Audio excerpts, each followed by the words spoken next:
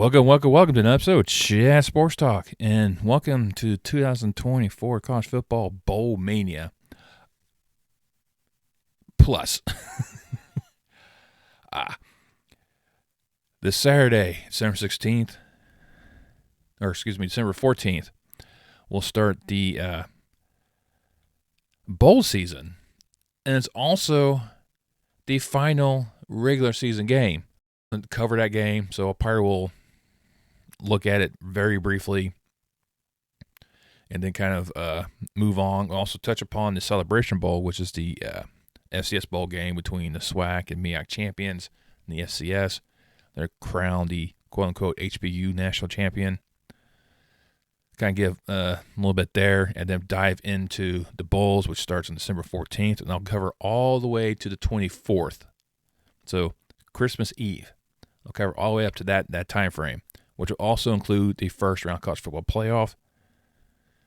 I'll kind of make a prediction in the playoffs before I start going into those playoff games. So that way we kind of know which direction to go. But with being the playoffs and they're separated like this, you're going to have different aspects of the game, different things. And then also the Army-Navy game. I didn't say I was going when I did my reaction video for the CFP. I said I wasn't going to cover this, and I failed to realize that bowl season also started the exact same weekend as their game. But I'm not going to really go spend too much time on this one. This is going to be just a classic football matchup between the two military institutions, two military academies. They do the triple option. Daly definitely has more abilities to run. They can actually throw deep balls. They've seen that with Navy as well. But Army's looking to win the CIC trophy again, and I don't see the difference. Analytics right now has a 66% chance for Army. They also have a 2.5-point spread. I think both are legitimate standards, and I think Army will beat Navy. Celebration Bowl between the SWAC and MEAC champions. Jackson State will take on South Carolina State. Boom has some very potent offenses. For the Tigers, Morgan, 2,000-yard passer with 19 touchdowns. For the Bulldogs, Phoenix, over 2,400 yards, 20 touchdowns. It's the rushing attack that's going to be the huge factor this one. Mulligan for Jackson State, over 1,100 yards, 11 touchdowns. While Adams has yet to hit 500 with 5 touchdowns. So that's going to be a huge factor, but both these teams light up the scoreboard. The past two games, South Carolina State racked up 54 points. Now, that was against Morgan State and Norfolk State. Jackson State just obliterated Southern in the SWAC championship game and then just rolled Alcorn State the week prior to that one. But I think it's going to be the running attack that's going to be a huge factor in this game. I do think Mulligan partially have a better thing, but can secondaries survive the aerial assault that's going to probably occur as well. Right now, the line has Jackson State at 1.5.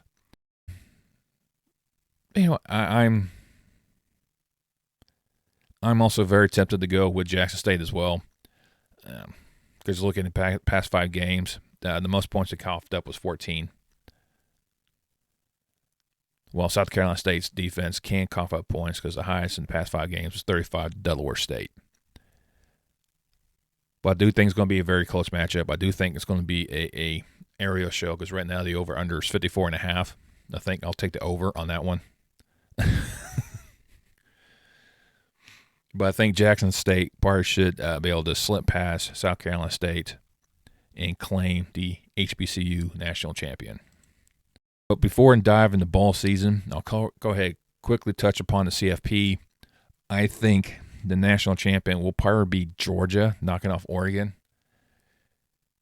I do expect upsets in the first round, but I do think the status quo will happen in the quarterfinals, in the semis, so that gives you a 1-2 matchup for a national championship.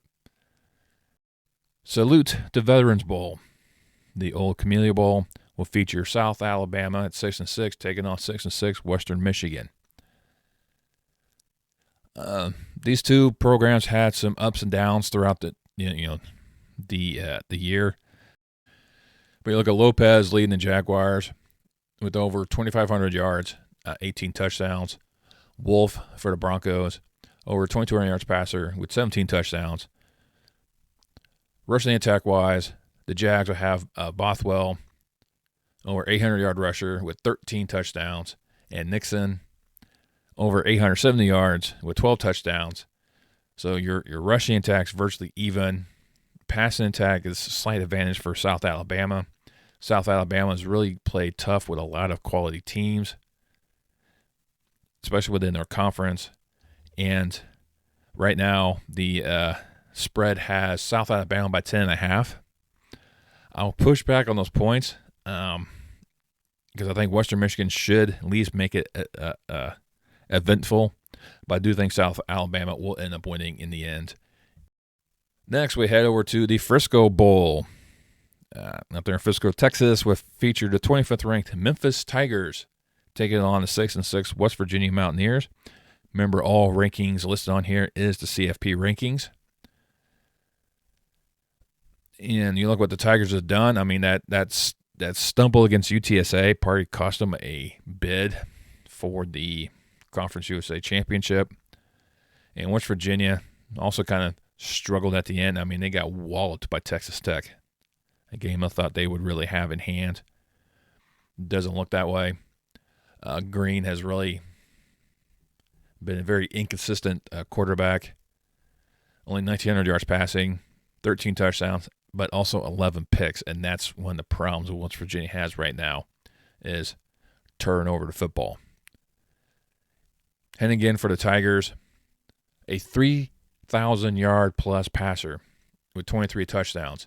He has found success in the air. The problem is he's not taking on very talented secondaries.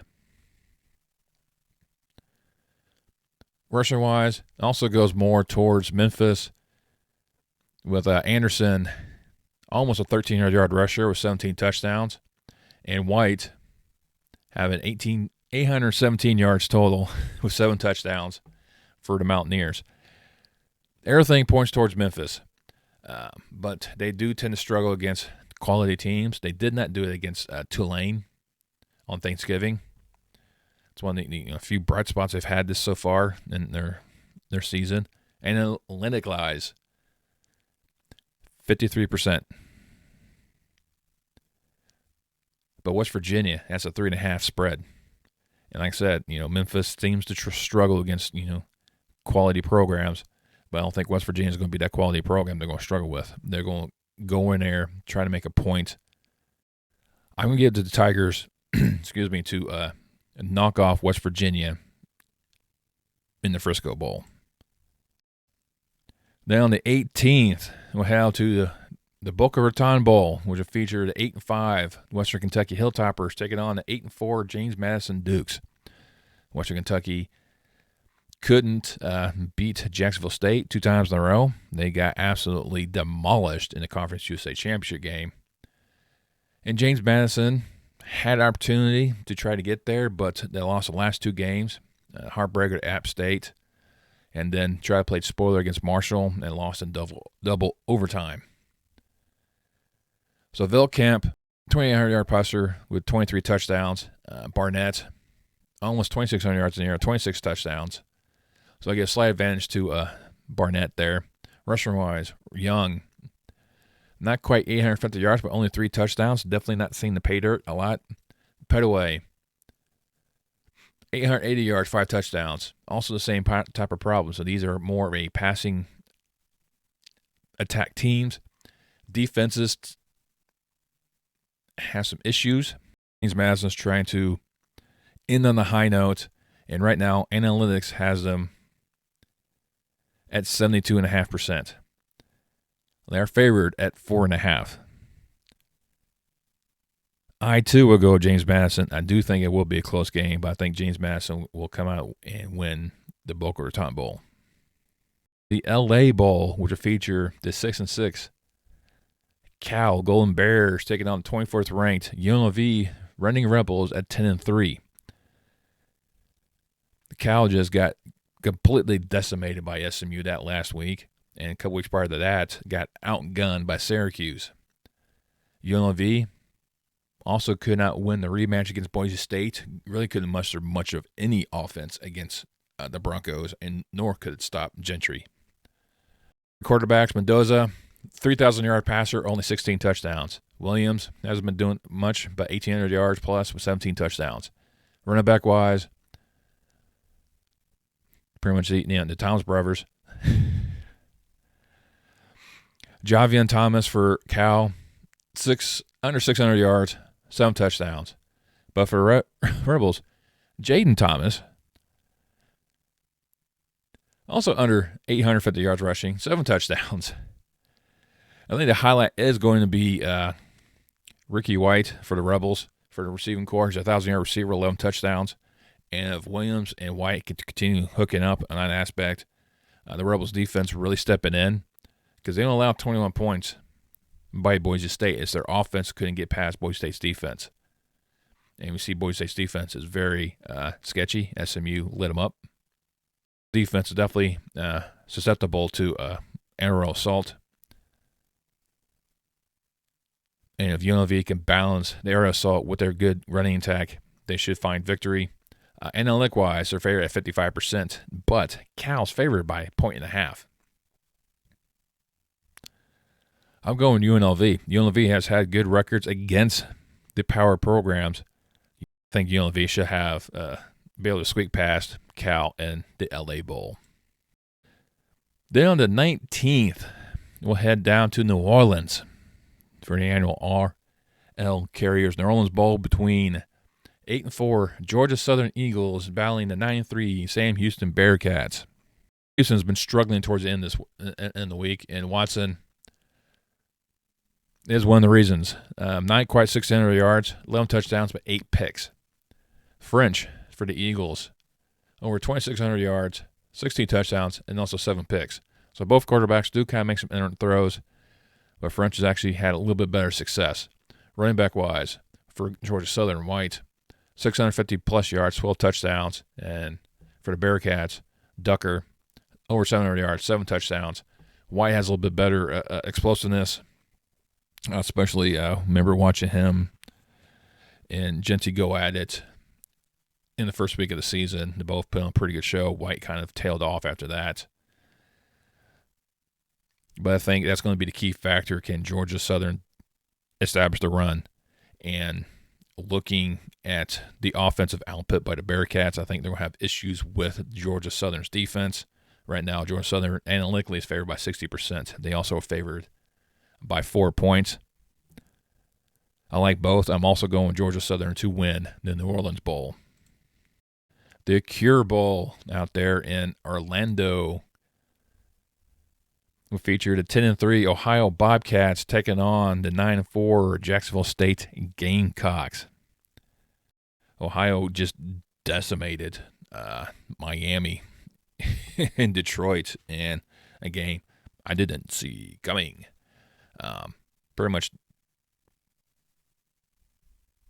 it was almost a shutout. Didn't allow Miami to hit the end zone. They only allowed them 3 points, and that was it. Then Jacksonville State, that struggled against Western Kentucky to close the season out, but it came to that championship game. They're like, okay, we're just playing. And put up 52 points. It was a sight to behold. Ohio had a great game against Miami. Had a great game against Toledo, another quality team there. And Navarro, almost over 2,100 yards, 12 touchdowns, but does have 10 picks. He needs to be perfect against Jacksonville State. Huff, over 2,100 yards, 13 touchdowns, 6 picks. As long as Huff can maintain that 2-to-1 ratio in terms of interceptions and touchdowns, or touchdowns and interceptions, you actually went to the better version. Jacksonville State should do well in the passing attack as long as they minimize the amount of turnovers. Running back wise, this is going to be a very run-heavy scheme. Tyrus, over 1,100 yards, 9 touchdowns. Stewart for the Gamecocks, over 1,600 yards, 23 touchdowns. Ohio needs to contain Stewart. If Stewart breaks loose, that's going to create havoc for the Bobcats defense. Put them in binds, and they run enough. Now the defense has to start to cheat up, which allows Huff to hit him.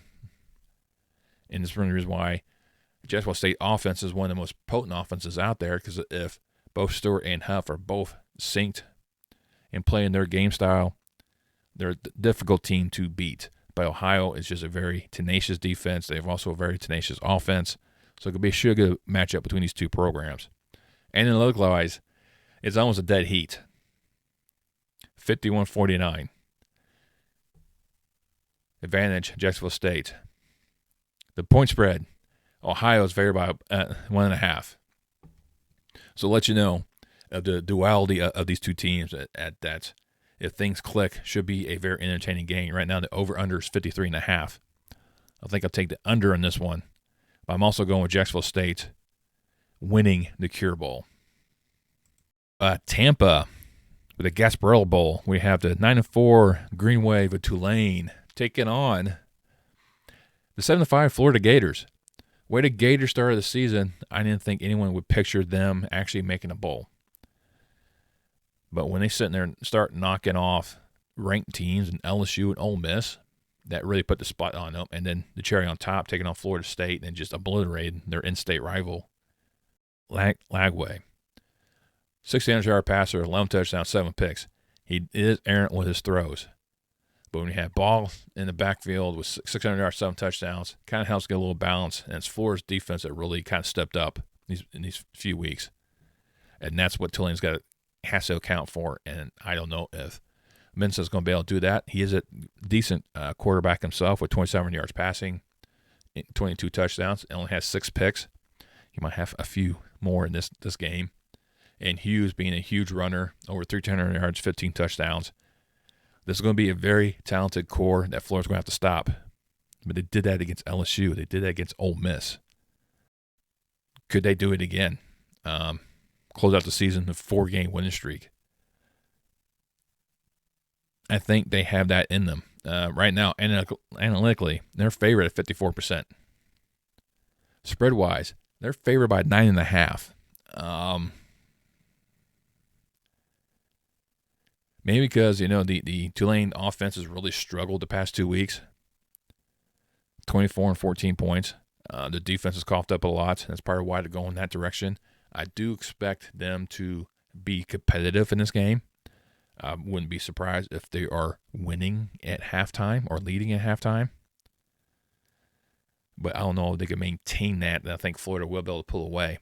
I might take Tulane for the points because I do think Tulane's going to make this a little more interesting because Mensah and Hughes are just 2 key factors in that offense, and I don't know if Florida's defense can handle both of those guys. I mean, they did that. I mean, they did shut down Dart and I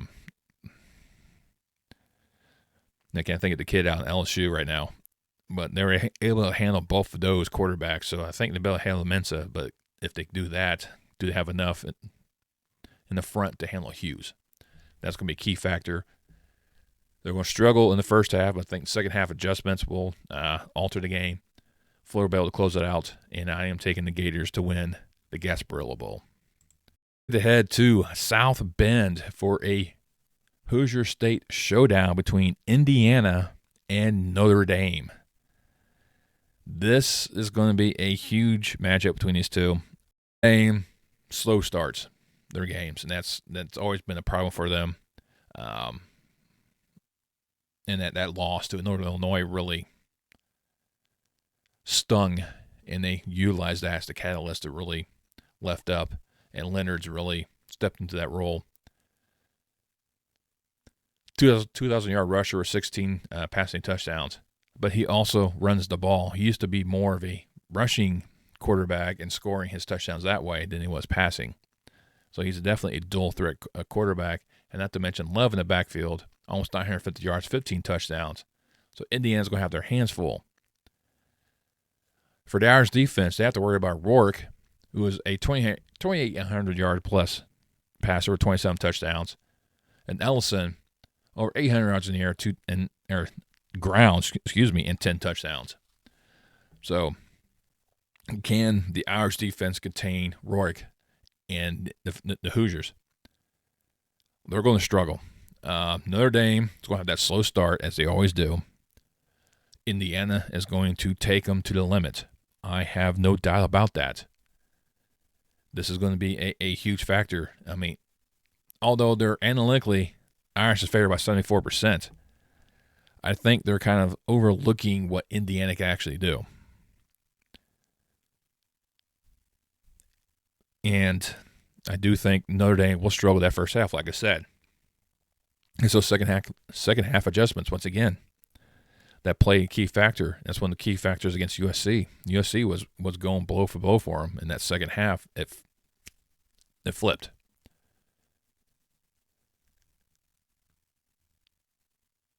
And I think Notre Dame should be able to find ways to do that one. They're favored by 8.5. I don't expect them to put up 35, 49, 50-plus points against Indiana. I do not see that happening. Maybe a 35, maybe 35 points. I mean, 35 is one of those games in there. So I think 35 would probably be the most Notre Dame will probably put up against Indiana. And I do think the Irish will beat Indiana to make it the first win in a 12-team format and move on to take on Georgia. Kick things off over there in Happy Valley with the 11th-ranked SMU Mustangs taking on 6th-ranked Penn State Nittany Lions. And a lot of people didn't like neither one of these teams in here. Both lost in their conference championship games. Both by close margins, really. I mean, SMU had to come from behind, but if they didn't allow a huge kick-off return and then a huge pass play to set up a championship game record career-long field goal, it could be a different story. And then Penn State was going blow for blow with Oregon, but the second half, that's when Oregon pulled away.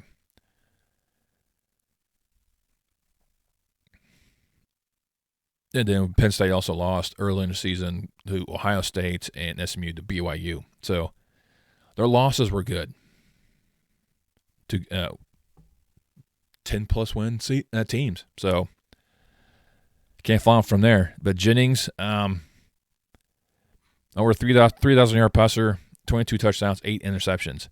You saw him thrive up and rise to the occasion against Clemson. Can they be able to duplicate that action again in the first round of the playoffs? Alar for the Lions, almost 2,900 yards in the air, 21 touchdowns, but also 7 picks. Can he also make the right decisions? Rushing-wise, it is Smith that's going to be a problem for the Nittany Lions defense. Over 1,200 yards, almost 1,300 yards, and 14 touchdowns. And can Singleton really start to relieve pressure from Alar and break through the SMU defensive line and able to do anything? He has over 800 yards and 7 touchdowns. So it's definitely going to be a huge factor. Right now, they're underestimating SMU. Looking at analytics and the point spread, they do not like SMU. They don't favor them. SMU is going to make this a close game. They are going to challenge Penn State, much like what Illinois did with Penn State. They challenged them. Penn State's going to struggle immensely. But which version of Jennings is going to show up? That's going to be the key thing. It's going to be the one that faced Duke, that turn over the ball quite a bit. Penn State will definitely capitalize on those turnovers, unlike what Duke couldn't do. Can Penn State's defense corral Smith and not allow this Mustang rusher to run free? Those are things you have to really kind of look at to see which one is actually true. I do think Penn State's defense will actually show up and play. Now, They had issues with Oregon, but I do think they'll be able to, once again, corral the Mustangs' offense, keep them locked up in their pen without running free and wild. Analytic-wise, 69%. Penn State's also favored by 8.5. Take SMU for the points. SMU is going to make this a game. I have no question about this one. These won these games. I almost picked SMU. My dog thinks I'm crazy with, making that statement. But I think there's going to be an issue that's going to start a domino effect with SMU. Once again, I won't be surprised if SMU is actually leading at half in a shocker. Also won't be surprised if Penn State is up 28-0 and SMU starts coming back in the second half. So there's two different versions of this outcome that can actually go, and it's really hard to predict which way this will lead towards.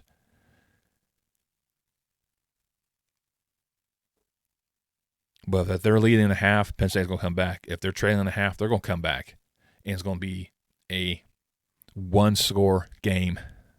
And I think Penn State will edge out SMU. So that way they can move on to the Fiesta Bowl, take on Boise State. Then head over to Austin, Texas, where the 5th-ranked Longhorns take on the 12th-ranked ACC champion Clemson Tigers for a slot in the Peach Bowl and a date with Arizona State. This one should be an interesting showdown between these two. And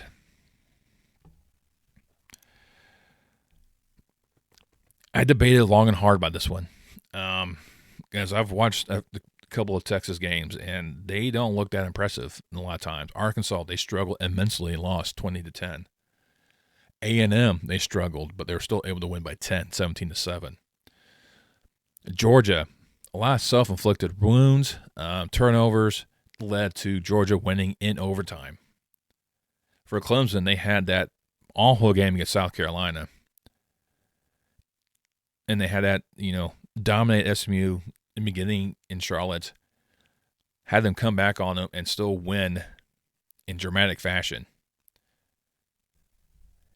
And it's really going to be the Clemson defense is going to have to be a huge factor in this game. And Klubnik, over 3,000 yards, 33 touchdowns, 5 interceptions.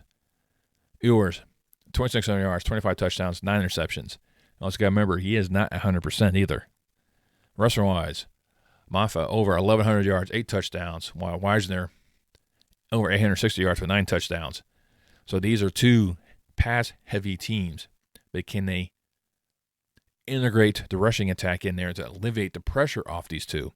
These defenses are going to be gunning for the quarterbacks. Gunning for them. I would not be surprised if Ewers gets hurt in this game. I do think both these defenses are going to be terrors. But Clemson's defense is susceptible to the pass. And a good rushing attack. But it's like, which defense do really come up? Right now, everything is pushed towards Texas. Everything is on Texas' shoulders. I mean, analytic-wise, 84.5. Point spread, 10.5. Very heavy Texas favored. It's which version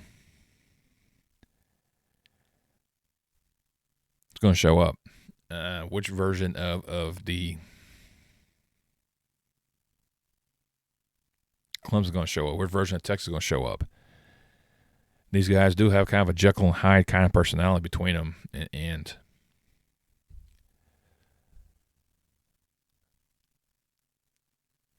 Clemson's a dangerous team. Texas is going to have their hands full. And so it's going to be a couple of upsets, and I haven't touched any of them yet. And it might be crazy. But I'm going to take Clemson to edge out Texas for the first upset. And if Texas does the same thing against Georgia, or just shot themselves in the foot every time they had the ball, that's going to be a problem. I think that's going to be another issue this week as well, is the laundry is going to come out. And it's going to affect this game. And that's why I'm taking Clemson in the shocker. Then we have to Columbus, where Tennessee is going to play Ohio State for a spot in the Rose Bowl. Will we get a Oregon-Ohio State rematch? Or will Ryan Day kind of find himself questioning his availability next season at Ohio State? You got to remember, all eyes were on them against Michigan, and they had a lame duck score, and they couldn't beat Michigan. Tennessee has been dominating, except for that game against Georgia where they got blasted. And, of course, Arkansas caught them sleeping. I'm Alava for the Vols, over 2,500 yards, 19 touchdowns, while Howard for the Buckeyes, over 2,800 yards, 27 touchdowns. So passing-wise, Ohio State's a little bit better, but can Tennessee's secondary really eliminate the effectiveness of Howard? Rushing-wise, Sampson over 1,400 yards, while Junkins over 800 yards. And it's going to be that aspect of Tennessee's game plan that's going to have to be a key factor. Can Sampson bruise his way over the Buckeyes' defense?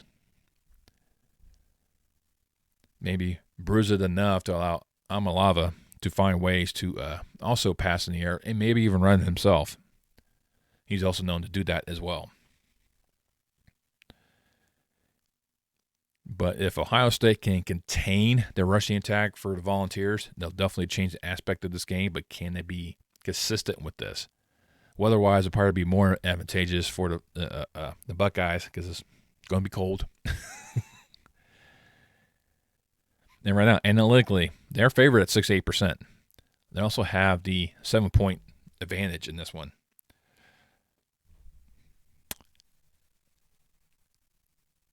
I'm also going on a limb on this one. I think there's a lot of issues right now in Ohio State. Michigan kind of pinpointed that. Penn State gave them some issues as well. And, of course, game against Oregon. There's a lot of things with Ohio State that seems to, they always seem to do well, and then when it comes to crucial points, that's when certain games, they kind of fall apart. And Michigan game is one of those things. But can they bounce back and recover from that one? The key factor is shutting down Sampson. If they can do that, they have a shot.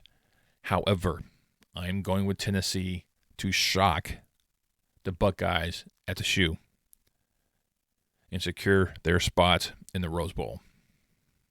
Let's go to the 23rd. We have the Myrtle Beach Bowl. We have the Coastal Carolina taking on UTSA. And Coastal Carolina is technically the road team in this matchup. Coastal really struggled towards the end, losing 3 of the last 5 games. And UTSA, beginning of the season and end of the season, are 2 different teams. 2 separate teams. Beginning of the season, they looked like they were just the roadkill. Now they're the road runners.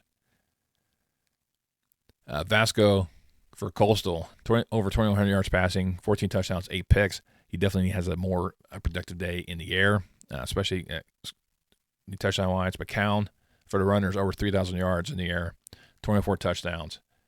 Rushing-wise, kind of even with Bennett, over 720 yards, 11 touchdowns, and Henry for the runners, over 700 yards, 7 touchdowns. So the runners are more of an arrow attack type of team, which could play havoc for them. Defensive-wise, they do cough up a lot of points, and that's one of the downsides of this year's Roadrunners game. That team is they cough up too much points. Coastal also not very good defensively either. They also tend to cough up quite a bit of points as well. It's just which one's going to be better,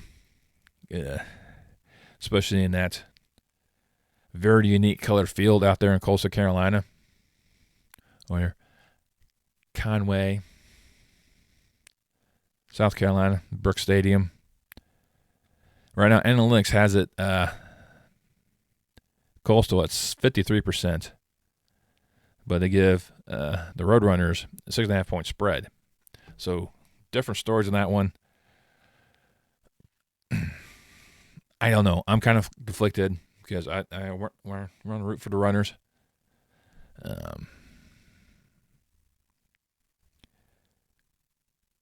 But I have a feeling that Coastal Carolina's going there. They're playing. They're the road team in their own stadium, so definitely have a they want to make a statement. Say this is our house, regardless if we're the road team or not. They want to win this game. I think they're going to win this game. I think Coastal's going to end up edging UTSA in the Myrtle Beach Bowl. To Boise, Idaho. You get the 7-5 Northern Illinois Huskies taking on the 6-6 Fresno State Bulldogs. When the winner gets dunked with a bucket of French fries. NIU never really capitalized on that historic win at South Bend. Once they started going to conference play, they just kept losing games every other week.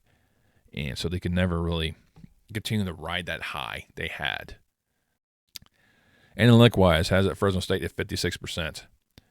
Point spread is a favor NIU by 2. Keene is probably the better quarterback of the two, with almost 2,900 yards in the air. But he does tend to throw a lot more picks. It's almost a one-for-one exchange. And that's part of the problem Fresno State had this year, is keeping control of the ball. But for Williams and the Huskies, he's the leading rusher, over 740 yards, 4 touchdowns. He needs to find the pay dirt more, because Gillum definitely finds it more than he does. Double the amount even. But Williams has more of the pace of the game and try to dictate the pace, and that's going to be part of the problem, which team can dictate the pace. As you look at analytics and point spread, they tell two different sides. But I myself will be going with Fresno State in this matter. And then we'll end off in the islands out there in Hawaii for the annual Hawaii Bowl on December 24th between South Florida and San Jose State. But which quarterback's going to be a little bit better? I think Edgett for the Spartans, over 2,200 yards, but he's almost a 1-for-1 for touchdown interception ratio. Archie for the Bulls, he is 1-for-1. Definitely needs to there's going to be a huge factor between these two is ball control. Not making the errant throws, putting your defenses in rough positions, or killing very long drives with a costly interception. The backfield is Joyner for the Bulls, over 760 yards, 11 touchdowns, and Chalk for the Spartans, over 660 yards and 9 touchdowns. So a little bit of edge to the Bulls in that aspect. Likewise, 55% for South Florida. San Jose State is favored at 2.5. I myself like the Spartans this matchup. Close out my first batch of Bowl Mania. Like I said, I'll have Bowl Mania 2 probably around the 21st mark, or probably after that one. Probably like the 23rd. I'll probably generate one for Bowl Mania 2 around that time frame. Give you my next batch. A long slew of games. So definitely some interesting matchups being presented out there. So definitely see how some of these will actually transpire, because there's going to be a few of these teams that will not have their star players that they sit out. Some of them will need this game to elevate their stock position for the upcoming draft. Interesting to see who sits out, who plays and whatnot, and see what happens with this first iteration of the playoff. What else is going to kind of change moving forward. And it should be a fun postseason for college football. But there you go. That is week 1. I've also covered the last game of the regular season, as well as the Celebration Bowl. Kind of give a little tidbits to both of those, even though I really wasn't playing on it. Trying to balance out these bowl games where it I don't do too many games, so that way I don't make these videos too long. It's part of the problem I'm having lately is I make these videos extremely long. Hey, just let me know down below what you think. Who do you have winning the inaugural 12-team college football playoff? Which bowl game are you looking forward to the most? What do you think of our predictions? I got anything right, anything wrong, anything I would change? So let me know in the comments below. The more we interact, the greater the algorithm boosts this video out to the masses. The more people get to see this and see what you're being tortured with so they can be tortured. So let's torture everyone together. If you're still here, still like what I do, hit that thumbs up. Greatly appreciated. The other thing to do is subscribe. Now me if you subscribe. And guess what? It doesn't cost you anything. And that's beneficial. It's always nice to do free stuff. It's absolutely free. All you do is hit that subscribe button, click that bell icon, and turn on notifications so next time I post any more content on my channel. And I'll see you next time on Chat Sports Talk.